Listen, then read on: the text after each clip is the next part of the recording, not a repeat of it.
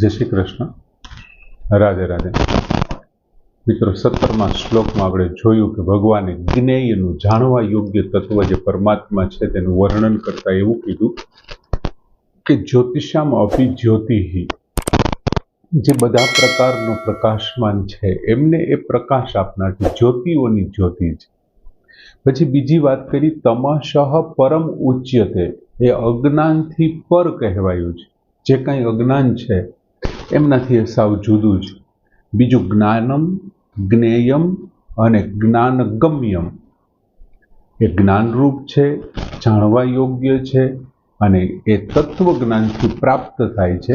અને હૃદય સર્વસ્ય સંવિષ્ટ્ય, અને બધાના હૃદયમાં બેઠેલા છે. હવે ખરેખર એક રીતે જોઈએ ને તો 12મા અધ્યાયના પહેલા શ્લોકમાં અર્જુને ભગવાનને એવું કીધું કે ભાઈ, જે એક સગુણ સાકારની ઉપાસના કરે છે અને એક નિર્ગુણ નિરાકારની ઉપાસના કરે છે, એ બેમાંથી તમને કોણ વધારે ગમે છે, તમને કોણ પ્રિય છે? એટલે ભગવાને એમનો જવાબ દેતા કીધું કે ભાઈ, સગુણ સાકાર વાળો છે અને નિર્ગુણ નિરાકાર વાળો છે, બંને મને જ પ્રાપ્ત કરે છે. બે છે એ અંતે તો મને જ મેળવે છે, પણ સગુણ સાકાર વાળો મને વધારે પ્રિય છે. અને જે નિર્ગુણ નિરાકાર વાળો છે એમને દેહાભિમાનને લીધે, એમનું જે દેહાભિમાન, એમને કારણે થોડીક એની ગતિ છે દુઃખદાયક છે, એમને વધારે થોડીક મુશ્કેલીઓ નડે છે, એવી વાત કરી. અને એ સમજાવવા માટે 13મા અધ્યાયની શરૂઆત ભગવાને ક્ષેત્રથી ચાલુ કરી કે ઇદમ શરીરમ ક્ષેત્રમ, આ શરીર છે એ ક્ષેત્ર છે અને તેમને જે જાણનારો છે એ જાણકાર લોકો એમને ક્ષેત્રજ્ઞ કહે છે. આવી ચર્ચા ભગવાને શરૂ કરી. અને ત્યાર પછી ભગવાને જે કાંઈ સમજાવ્યું ને એ હવે આ 18મા શ્લોકમાં ઉપસંહાર રૂપે ભગવાન રજૂ કરે. અહીં 18મા શ્લોકમાં ભગવાન શું કહે છે કે ઇતિ ક્ષેત્રમ તથા જ્ઞાનમ જ્ઞેયમ ચ ઉક્તમ સમાસતઃ મદભક્ત એતત્ વિજ્ઞાય મદભાવયોઃ ઉપપદ્યતે.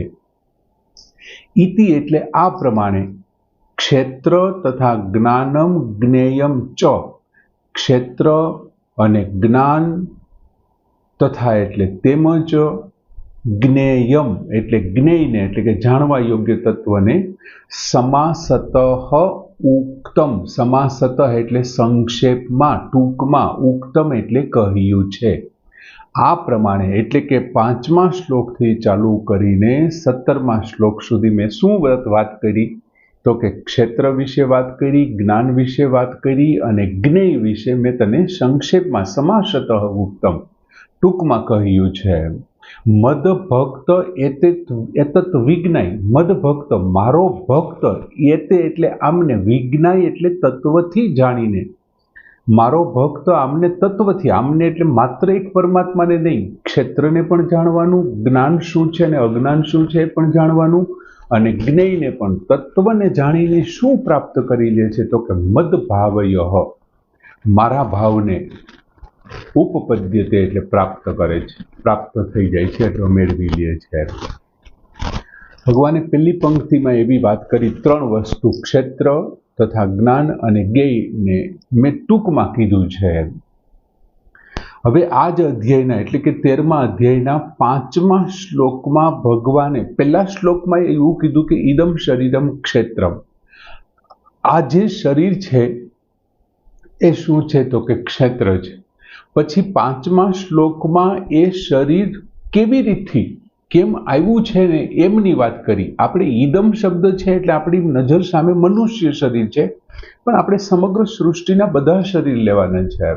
આપણી સમજણ માટે, આપણને વધારે સારી રીતે અનુકૂળ થાય એટલા માટે આપણે મનુષ્ય શરીર લઈએ છીએ. એમાં 5મા શ્લોકમાં 24 તત્વોની વાત કરી કે ભાઈ, પ્રકૃતિમાંથી મહત તત્વ જન્મે છે, મહતમાંથી બુદ્ધિ જન્મે છે, મહત કે બુદ્ધિ એમાંથી અહંકાર થાય છે, પછી અપંચીકૃત વાળા પંચ મહાભૂત થાય છે, પછી મન છે, 5 જ્ઞાનેન્દ્રિય છે, કર્મેન્દ્રિય છે, અને અપંચીકૃત એટલે 5 તન માત્રાઓ, એમના જે વિષયો છે. આમ કુલ 24 તત્વોનું બનેલું આ શરીર છે. અને પછી 6થા શ્લોકમાં ભગવાને શું વાત કરી? તો કે 6થા શ્લોકમાં શરીરના 7 વિકારોનું વર્ણન કર્યું. ભગવાને 6થા શ્લોકમાં 7 વિકારો કે ભાઈ, આ શરીરની અંદર ઈચ્છા હોય, પછી દ્વેષ હોય, સુખ હોય, દુઃખ હોય, સંઘાત, એમને પણ જો એક વિકાર તરીકે લીધું. આ 24 તત્વો ભેગા થાય વિકાર છે, પછી ચેતના છે અને ધ્રુતિ છે. આ જે બધું વર્ણન કર્યું, વિકારોનું વર્ણન, આ બધું શું થયું? 5મા શ્લોકમાં જે 24 તત્વોનું વર્ણન અને 7 આ વિકારો છે, ભગવાન કે છે ઇતિ ક્ષેત્રમ. એક ક્ષેત્ર છે, એ શરીર છે. પછી 5મો 6ઠો શ્લોક ત્યાં પૂરો થાય. પછી 7મા શ્લોકથી ચાલુ કરીને 11મા શ્લોક સુધી ભગવાને જે દેહાભિમાન છે, ભગવાને 12મા અધ્યાયમાં એવી વાત કરી હતી કે દેહાભિમાનને લીધે આ લોકોને, એટલે કે નિર્ગુણ નિરાકારની ઉપાસના કરનાર સાધકોને દુઃખથી ગતિ પ્રાપ્ત થાય છે, દુઃખ ભરેલી છે, મુશ્કેલી હોય છે.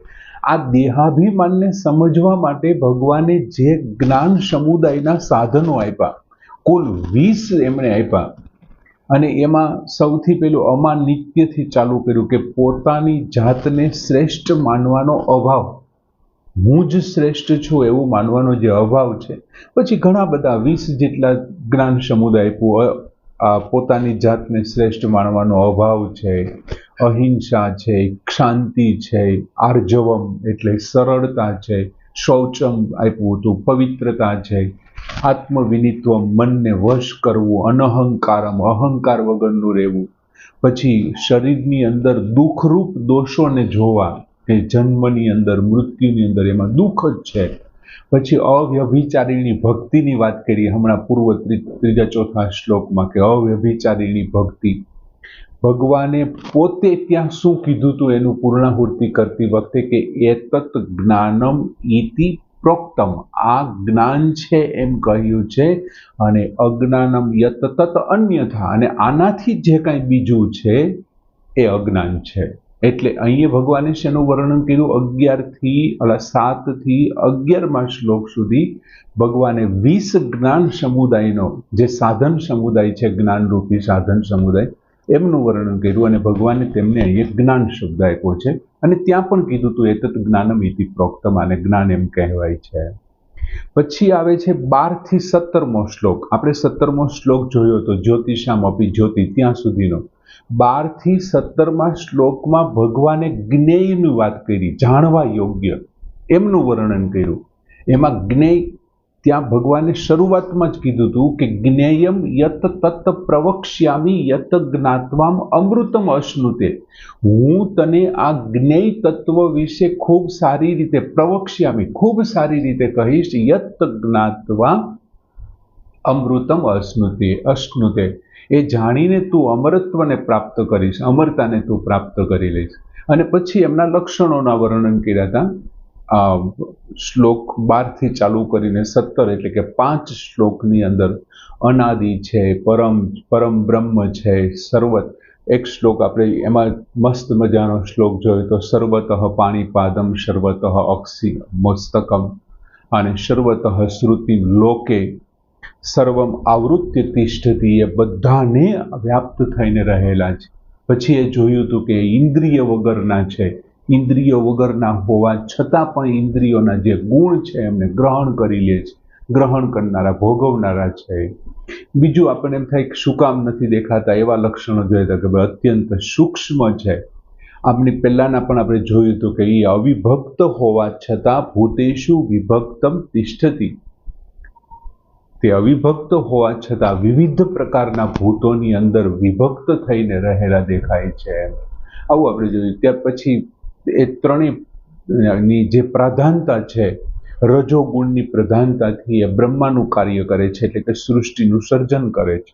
સત્વગુણની પ્રધાનતાથી આ જે જ્ઞેય તત્વ છે એ સત્વગુણની પ્રધાનતાથી સૃષ્ટિનું ભરણ પોષણ કરે છે, અને તમોગુણની પ્રધાનતાથી એ સૃષ્ટિનો રુદ્ર સ્વરૂપે સંહાર કરે છે. એ પણ આપણે જોયું. અને છેલ્લે આપણે પૂર્વ શ્લોકમાં જોયું હતું કે જ્યોતિષામ અપી જ્યોતિ, દરેક જ્યોતિઓના તે જ્યોતિ છે. અને તમશઃ પરમુચ્યતે, એમણે અંધકારથી અથવા તો તમસથી, અજ્ઞાનથી પર કહેવાય છે. ભગવાન કહે છે કે ઇતિ ક્ષેત્રમ તથા જ્ઞાનમ જ્ઞેયમ ચ ઉક્તમ સમાસત, આપણને એવું લાગ્યું કે ભગવાને લાંબુ વર્ણન કર્યું. ભગવાન પોતે એમ કે છે, ઉક્તમ સમાસતા, મેં તને સંક્ષેપમાં કહ્યું, ટૂંકમાં કહ્યું છે. અને આ મેં જે તને કહ્યું છે ને એને મારા ભક્તો શું કરે છે કે મદ ભક્ત એતત વિજ્ઞાય, મારા ભક્તો આ બધું જાણીને, મારા ભક્તો આ ત્રણેયને જાણીને, ક્ષેત્રને જાણે, જ્ઞાનને જાણે અને જ્ઞેયને જાણે, એને તત્વથી જાણીને એ મારા ભાવને પ્રાપ્ત કરે, મને પોતાને પ્રાપ્ત કરી લે છે, મારા જેવો બની જાય છે. એમાં થાય છે શું કે તમે ક્ષેત્રને સારી રીતે સમજી લ્યો, શરીરને સારી રીતે સમજી લ્યો એટલે ખબર પડે કે હું તો નથી જ શરીર. 24 તત્વમાં મારી ક્યાંય ગણતરી નથી થતી. કોઈ એમ કે ભાઈ આટલા લોકોએ આવવાનું છે ને પછી એમાંથી પસંદ કરે, તમારા સિવાયના બાકીના બધાને પસંદ કરે, તો તમે શું કરો? એ ઘરને એટલે સંબંધ તોડીને તમે જતા રહેવાના કે ભાઈ તમારે જાનમાં નથી આવવાનું. એમ તમને કહે નહીં કે જાનમાં નથી આવવાનું, પણ તમારા સિવાયનાને કહી દે તો તમને ન કહે તો એનો અર્થ થયો એટલે તમે છોડીને જતા રહેશો. એમ ક્ષેત્રમાં તમારી આત્માની ગણતરી, સ્વયંની ગણતરી ન થાય એટલે શરીર સાથેનો સંબંધ આપોઆપ છૂટી જાય છે જેમને જાણવાની. અને સાધન સમુદાયને અપનાવી, આ 20 તત્વો જે છે એમના સાધન સમુદાયને અપનાવી, જે આપણો દેહાભિમાન છે, શરીર પ્રત્યેની તાદાત્મ્યતા છે, એમનાથી દૂર થાય છે. અને જ્ઞેયને જાણવાથી શું થાય છે તો કે જ્ઞેયની પ્રાપ્તિ થઈ જાય છે, એમનામાં અભિન્નતાનો અનુભવ થાય છે. આમ ભગવાને અત્યાર સુધીનો જે વર્ણનીય વિષય હતો 13મા અધ્યાયનો એમની અહીં પૂર્ણાહુતિ કરી અને હવે ક્ષેત્ર વિશે અને ક્ષેત્રજ્ઞ વિશેની ચર્ચા 19મા શ્લોકથી ભગવાન શરૂ કરશે. અહીંયા તો બધું સંક્ષેપમાં કીધું. તો સરસ મજાનો શ્લોક કે ઇતિ ક્ષેત્રમ તથા જ્ઞાનમ જ્ઞેયમ ચોક્તમ સમાસતઃ મદભક્ત એતત વિજ્ઞાય મદભાવ્ય ઉપપદ્યતે. પૂર્ણ કરીએ. જય શ્રી કૃષ્ણ.